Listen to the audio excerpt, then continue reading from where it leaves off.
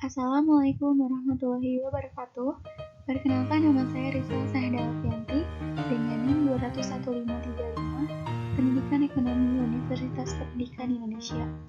Di sini saya akan memaparkan sedikit materi mengenai dinamika dan tantangan Pancasila sebagai ideologi negara.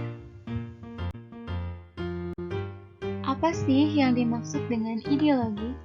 Istilah ideologi berasal dari kata idea, yang artinya gagasan, konsep, dan pengertian dasar. Sedangkan logos berarti ilmu. Jadi, ideologi secara etimologis artinya ilmu tentang ide-ide.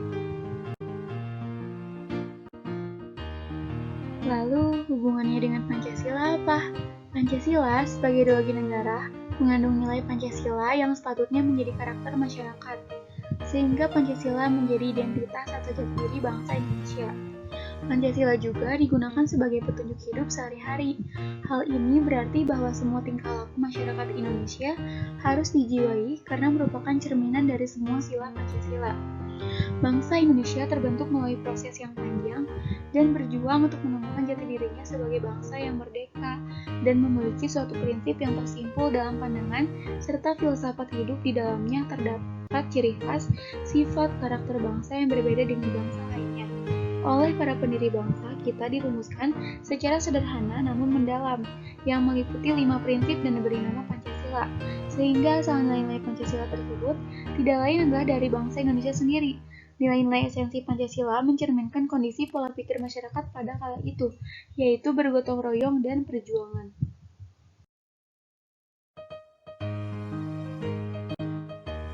Mari kita bahas dinamika dan tantangannya. Dinamika Pancasila sebagai ideologi negara. Pada masa era reformasi, Pancasila sebagai ideologi negara mengalami pasang surut dengan ditandai beberapa hal, seperti enggannya para penyelenggara negara mewacanakan tentang Pancasila.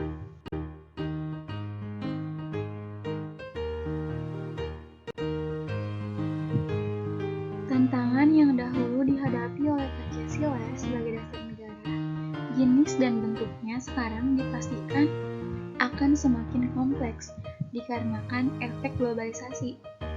Dengan perkembangan informasi yang begitu cepat, tantangan yang diterima oleh ideologi pada saat ini juga menjadi sangat luas dan beragam. Sebagai contohnya, 1. Berita bohong, berita palsu, atau yang sering kita sebut hoax, adalah informasi yang sesungguhnya tidak benar, tetapi dibuat seolah-olah benar adanya. 2. Sara merupakan perpecahan antara suku, ras, agama, dan antar golongan. Yang dikategorikan di sini adalah tindakan penyebaran tradisi atau ide-ide yang bersifat diskriminatif antar golongan. Dampak dari tindakan sara adalah konflik antar golongan yang dapat menimbulkan kebencian dan berujung pada perpecahan.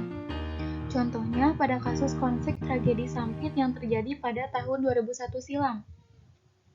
3. Terorisme merupakan serangan-serangan terkoordinasi yang bertujuan membangkitkan perasaan teror terhadap sekelompok masyarakat. Contohnya, bom di Jalan Tamrin. Dan yang terakhir ada radikalisme, merupakan istilah yang digunakan pada akhir abad ke-18 untuk mendukung gerakan radikal. Dalam sejarah, gerakan yang dimulai di Britania Raya ini meminta reformasi sistem pemilihan secara radikal.